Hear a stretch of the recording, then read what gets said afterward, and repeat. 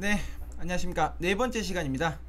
품사는 두 번째 시간이 될 것 같고, 저희가 저번 시간에는 품사, 그러니까 그 단어의 성별이라고 불렀던 그 8가지의 등장인물 소개를 한번 해봤었죠. 사실 이 품사라는 게 대부분의 책에서 반장 내지는 또는 아예 미니북이라고 해서 따로 이렇게 빼서 좀 비중을 낮게 다루는 경향이 있는데, 저는 굉장히 강조하고 싶어요. 사실은 지금 이 품사 강의를 제가 3강까지 지금 만들 생각이거든요. 오늘이 지금 2강이고 제가 3강에서는 그 품사들이 각각 어떤 식으로 역할을 하는지에 대해서 제가 말씀을 좀 드리려고 해요.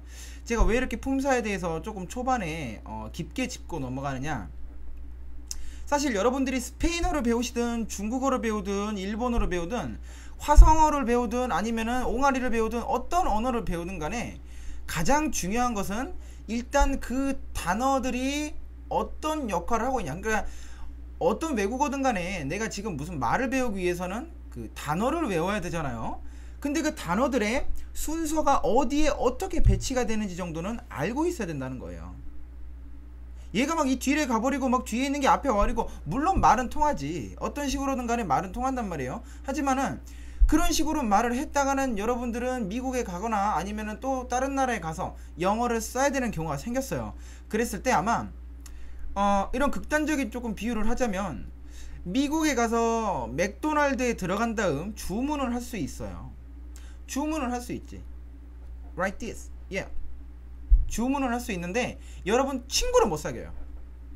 그러니까 여러분이 만약에 여행을 가거나 유학을 가거나 어디를 가서 적어도 한 명이라도 친구를 좀 만들어 가지고 내가 정상적인 생활을 하고 싶다라고 생각이 된다면 반드시 품사에 대한 공부를 하셔야 됩니다.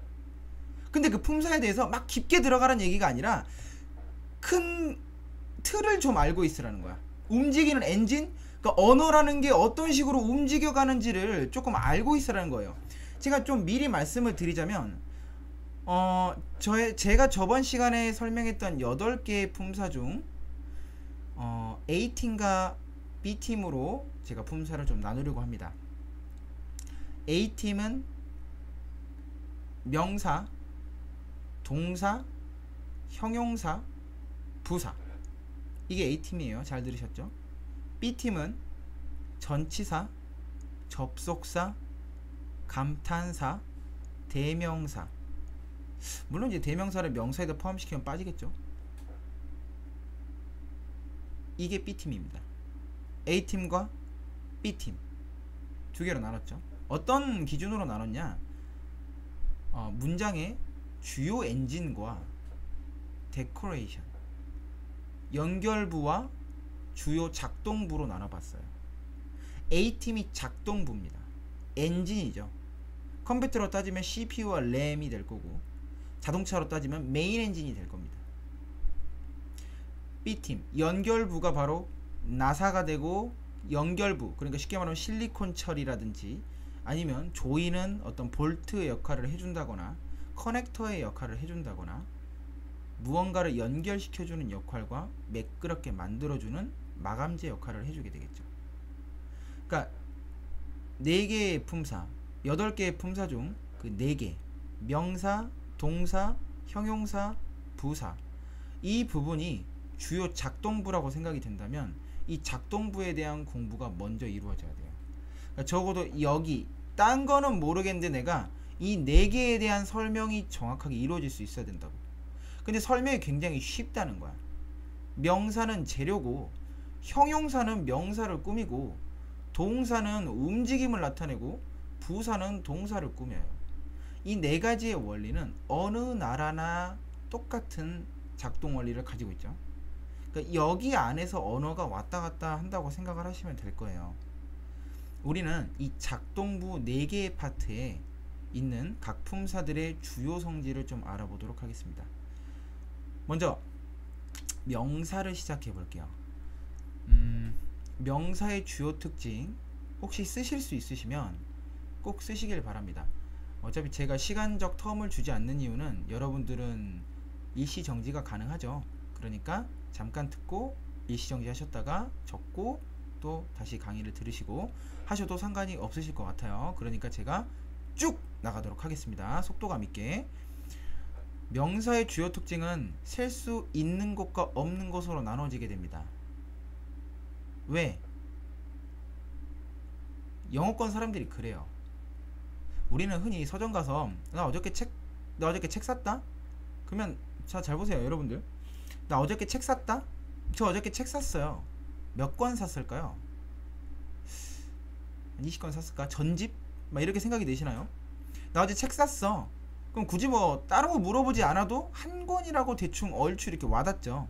근데 영미권 사람들은 거기에 대한 정확한 얘기를 해줘야 돼요. 내가 책을 한 권 샀다, 여러 권 샀다.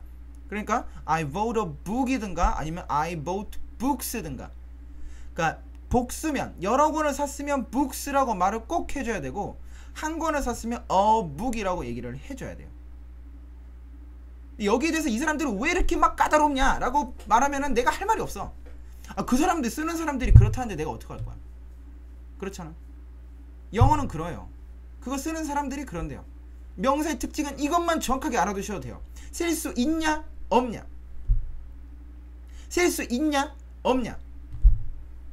여기에 따라서 복수가 갈리고 단수가 갈리고 여러분이 나중에 배울 동사에 대해 s를 붙이네 안 붙이네 뭐 단수네 복수네 수 일치를 한다 어쩐다 모든 것들이 다 여기서 갈리기 시작을 합니다. 때문에 명사, 셀 수 있는 명사 없는 명사로 나누어진다 라는 것만 알고 계세요. 굳이 명사를 막 다 일일이 이건 셀 수가 있을까 없을까 이렇게 나눌 필요는 지금은 없어요. 그냥 명사는 셀 수 있다 없다 이것만 생각을 해두시면 될 것 같습니다.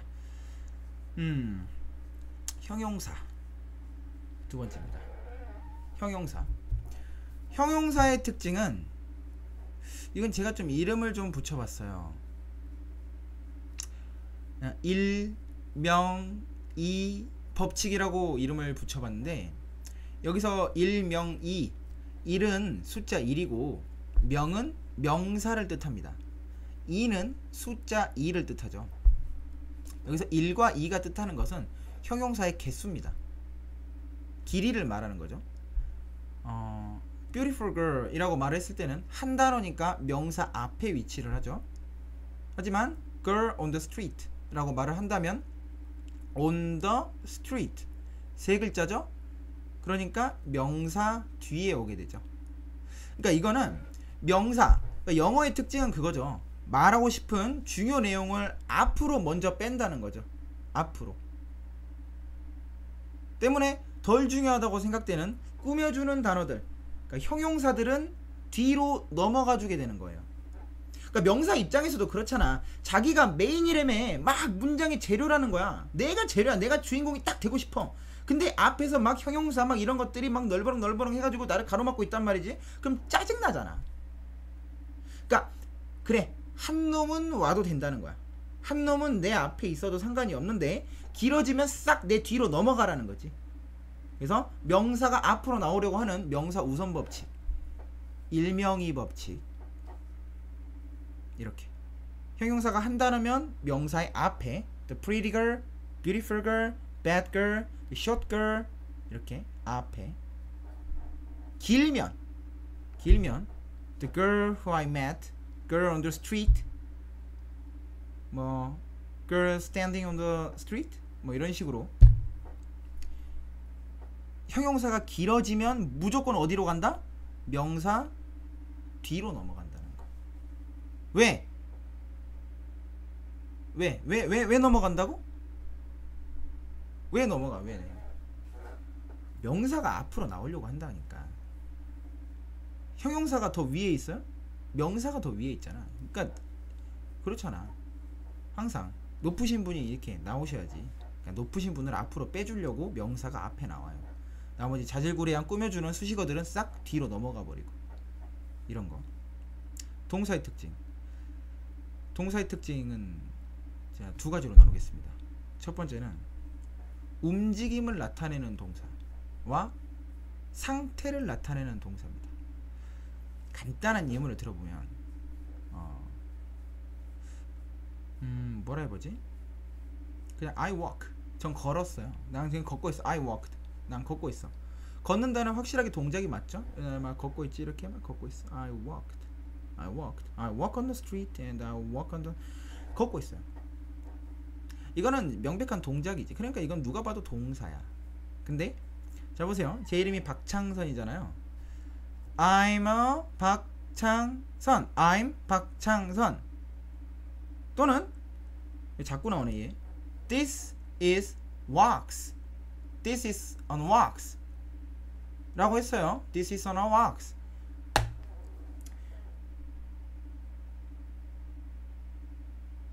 I am. 내가 박창선인데 그 내가 뭐 움직이고 있는 거야 지금? 아 그건 아니죠. 뭐가 지금 설명하고 있죠. 상태죠. 상태. 내가 박창선이라는 상태잖아. 상태. I'm a man. 내가 남자야. 근데 내가 남자인데 지금 내가 움직여서 남자가 되는 게 아니잖아. 그냥 원래 지금 이렇게 생긴 꼬라지가 이게 남자라는 거죠. 지금 상태. 그쵸? 그러니까 동사는 두 가지를 나타내요. 움직일 동자를 쓰니까는 우리가 무조건 움직인다라고만 생각을 해서 자꾸 그 상태에 대해서 까먹는 경우가 있는데, 그 동사라는 말도 사실 한자어로 바꾸다 보니까 이게 잘못된 거예요. 움직인다라고만 생각을 하시면 안 돼.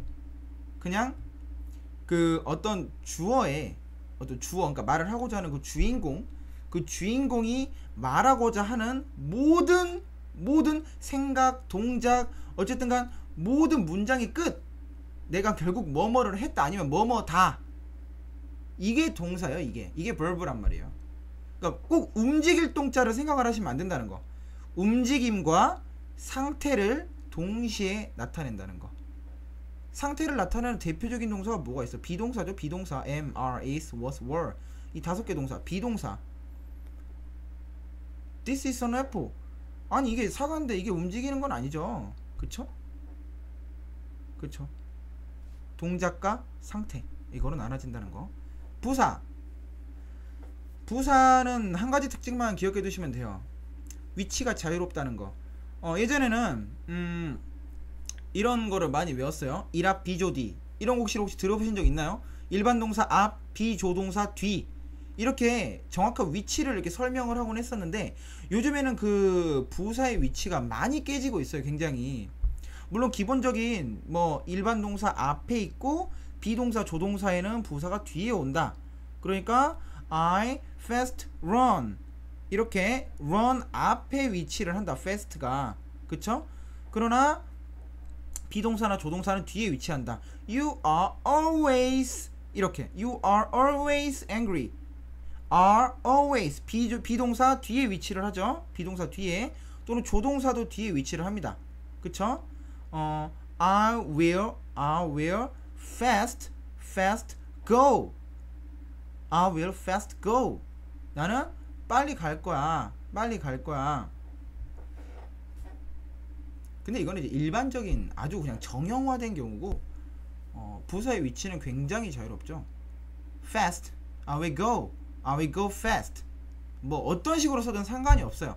Sometimes I met him. I sometimes met him. I met him sometimes. sometimes라는 어떤 부사잖아요. 이게 어디든 와도 상관이 없다는 거. 부사의 위치가 굉장히 자유롭다는 거예요. 자유롭다. 근데 이게 자기 입장에서, 그 부사 입장에서는 굉장히 자유로우니까 좋겠지만, 공부를 하는 우리 입장에서는 그렇게 짜증날 수가 없어. 왜? 자유롭다는 거는 마음대로 올 수 있다는 소리고, 마음대로 온다는 얘기는 예외가 많아진다는 얘기예요. 예외가 많아지면 우리는 외워야 될 게 많아진다는 얘기고, 헷갈리는 게 많아진다는 얘기야. 짜증나는 거지. 부사 딱 나오면 이제 그때부터 딱 미치겠는 거야 이제. 부사. 그렇지. 앞으로 여러분들을 굉장히 괴롭힐 거예요. 부사가 아주 환장하게 괴롭히지. 부사. 그 점을 잘 기억해 두세요. 앞으로 부사가 나를 굉장히 힘들게 하겠구나. 이거 정리를 빨리 해보도록 하겠습니다. 명사는 셀 수 있는 것 없는 것으로 나눠지고, 동사는 움직임과 상태로 나눠지고, 형용사는 한 단어일 때는 명사 앞, 여러 단어, 두 단어 이상일 때는 명사 뒤, 부사는 위치가 자유롭다. 이 네 가지 사실입니다. 이거를 잊어버리시면 안 돼요. 다음 시간에는 제가 B팀에 있는 나머지 품사들에 대한 특징을 설명함과 동시에 영어의 문장 구조가 어떤 식으로 움직이게 되는지 기본적인 문장 구조에 대해서 좀 말을 해보려고 해요. 물론 여기에 대해서 논란이 많기 때문에 여러분들의 또 좋은 의견을 주시면 제가 또 참고를 하도록 하겠습니다.